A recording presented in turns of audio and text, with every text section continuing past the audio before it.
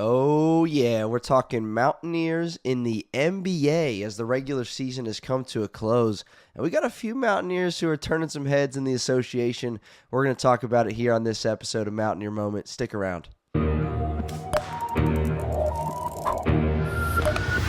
This is the Mountaineer Moment, your source for all things West Virginia football and basketball. From pregame to postgame coverage and breaking news, we've got you covered.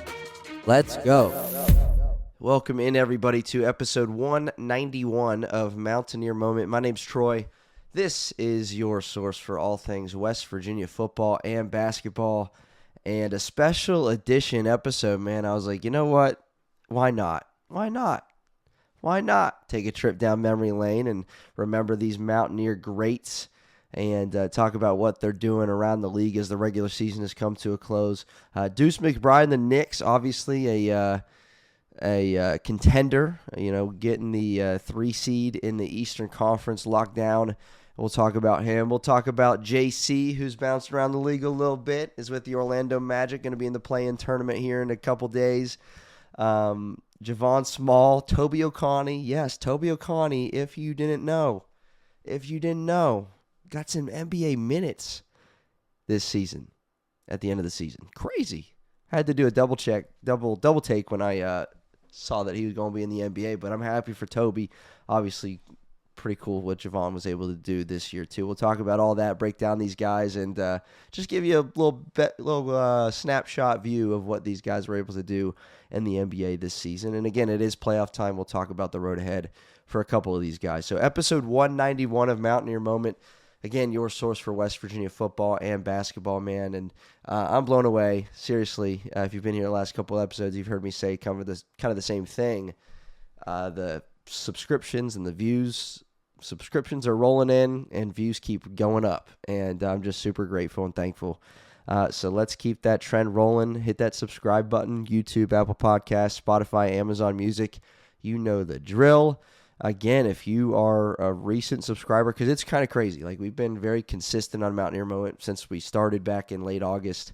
But I'm seriously, over the last 3 or 4 days, I have not seen growth like this in that short of a time span. And we've had over 100 subscribers in 2 days.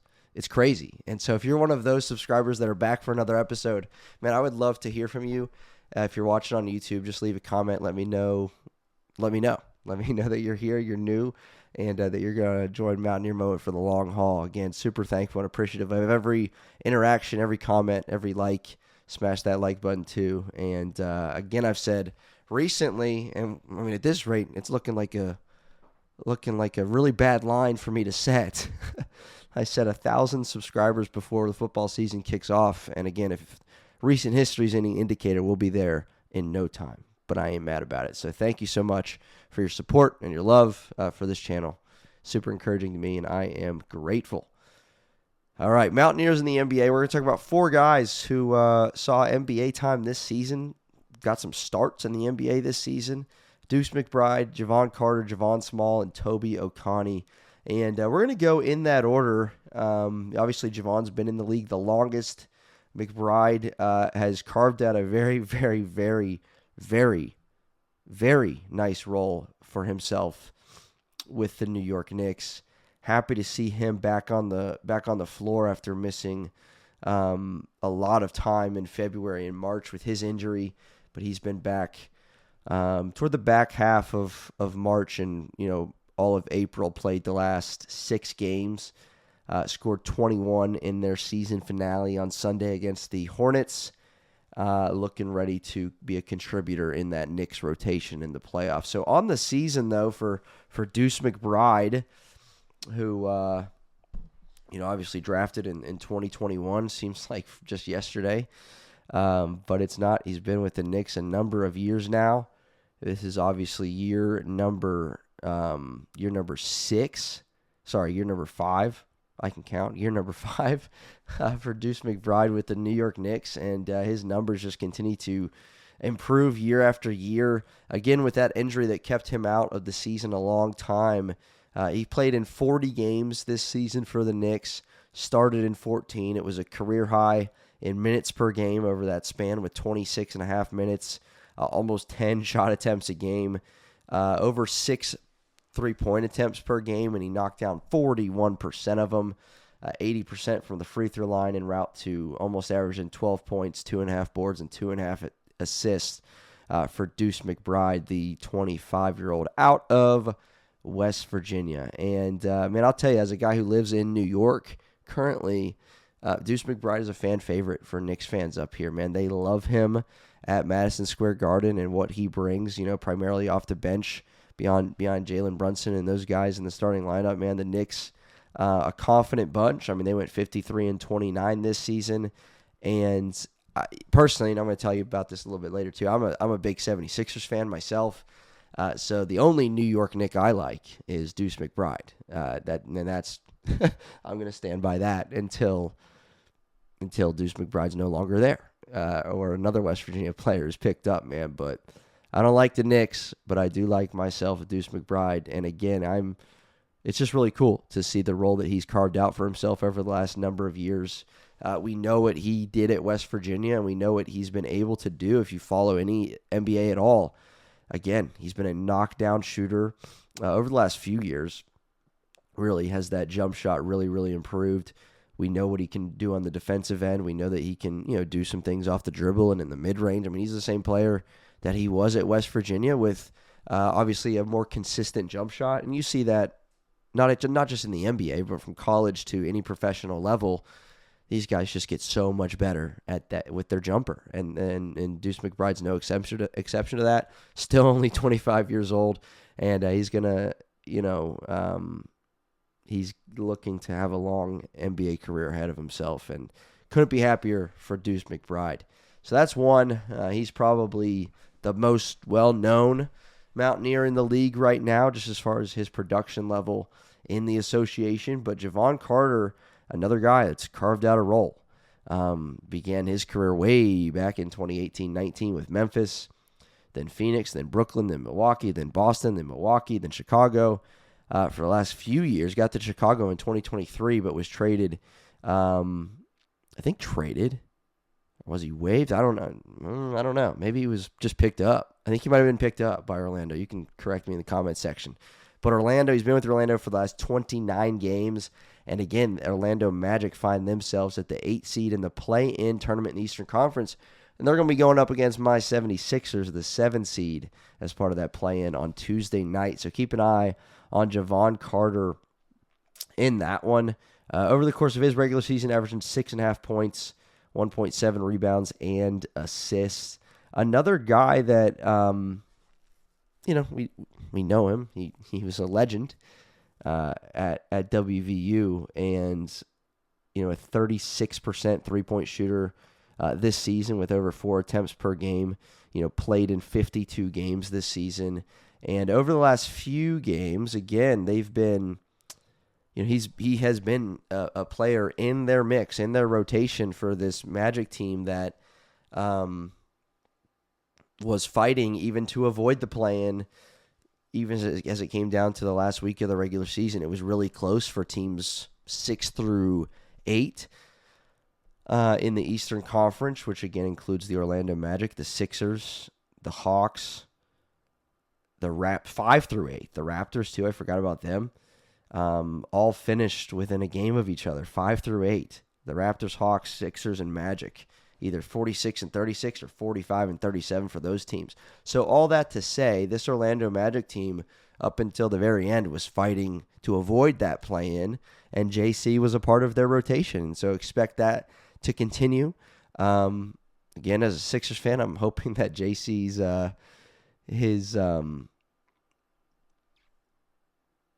his season won't last very long. If the 76ers can take care of business.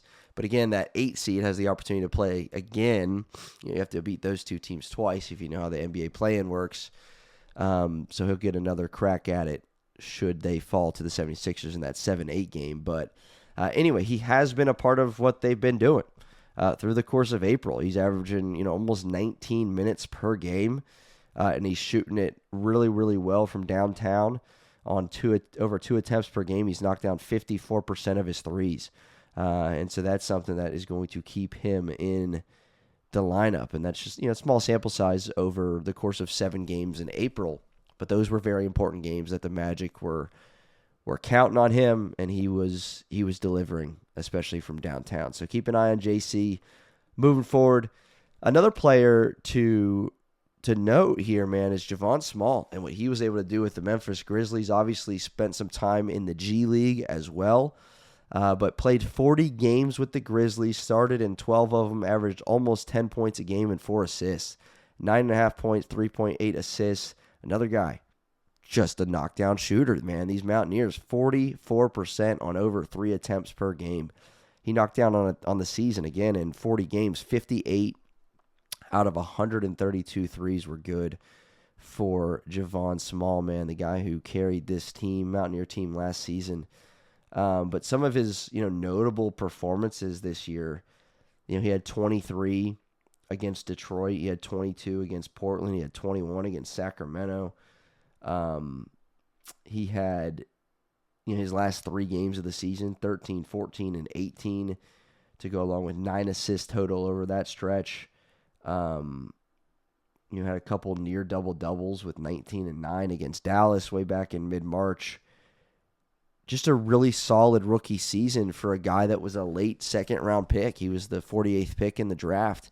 And again, to come into Memphis in a season that they obviously would like to forget at 25-57, Javon Small was a bright spot in all of that. And I think they're happy that they drafted him. And obviously, Javon will be looking to make a jump in year 2 with the Memphis Grizzlies.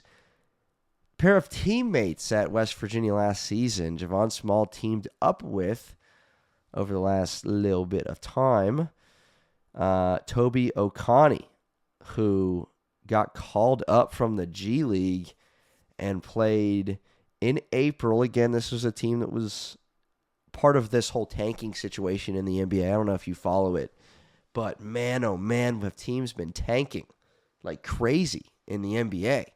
It's nuts. There was one stretch a month or 2 ago where it was something like the bottom 10 teams in the league had lost like 40 straight games, and the only reason that streak came to an end was because 2 of those teams played each other, right? So these teams at the bottom were not trying to win.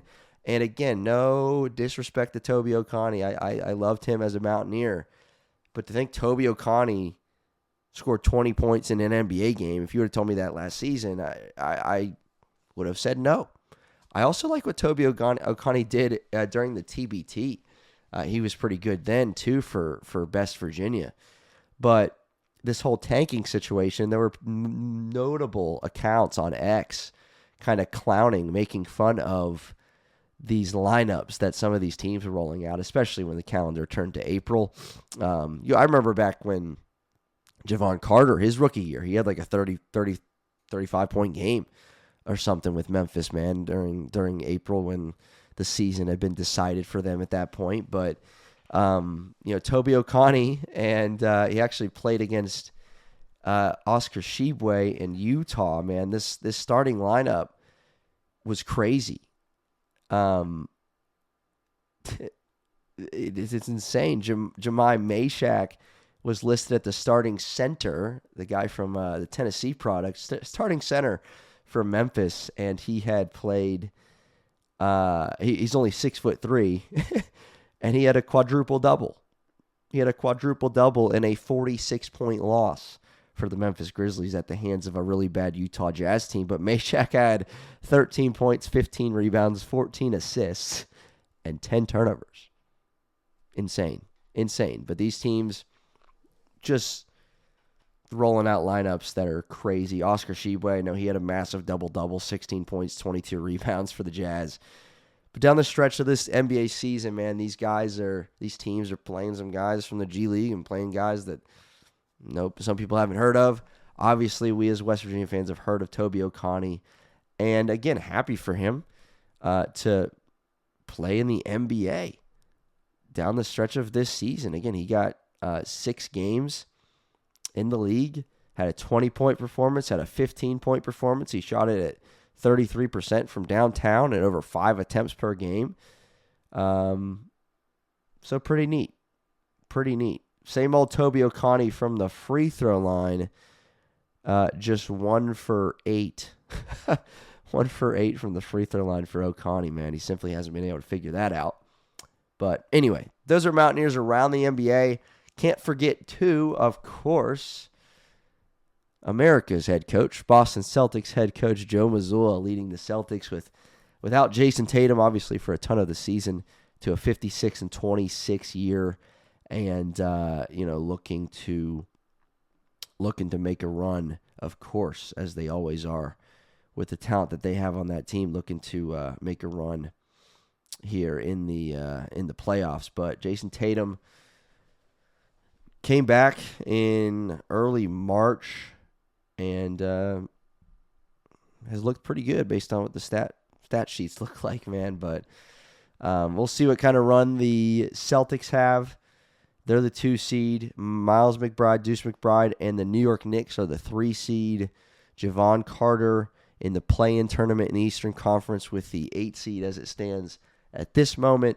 But, one thing that we'll just kind of wrap it up with this, man. I mean, a couple things to really be excited about, be prideful about, whatever you want to say, with these Mountaineers in the league.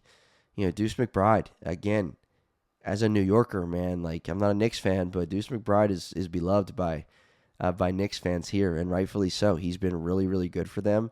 Unlike JC, Javon Carter, who has, had to go through, from franchise to franchise to franchise, Deuce McBride is a guy that has stayed with New York his entire career, and he was a late second round pick, just like Javon Carter was, or early second round pick, early second round pick, just like JC was, and has found a home, has absolutely found a home in New York, and they have had other guards, a lot of other guards. I mean, every team. I mean, how often do you see a guy staying with a team 6 years nowadays? Like, you just don't.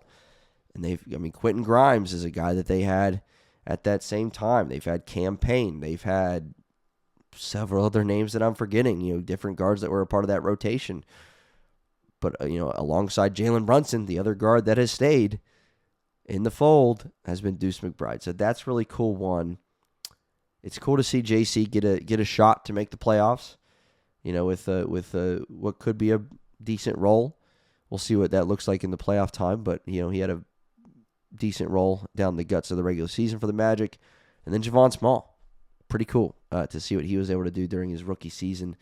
Love keeping up with these guys, love following them in their NBA journey, because they all know where they came from in Morgantown, especially Deuce and JC with the time that they spent there. But wanted to record an episode talking about these guys as NBA playoff time is here, and we close the book on the regular season for those guys, and pretty cool. So episode 191 of Mountaineer Moment, your source for West Virginia football and basketball, and in this case, Mountaineers in the association.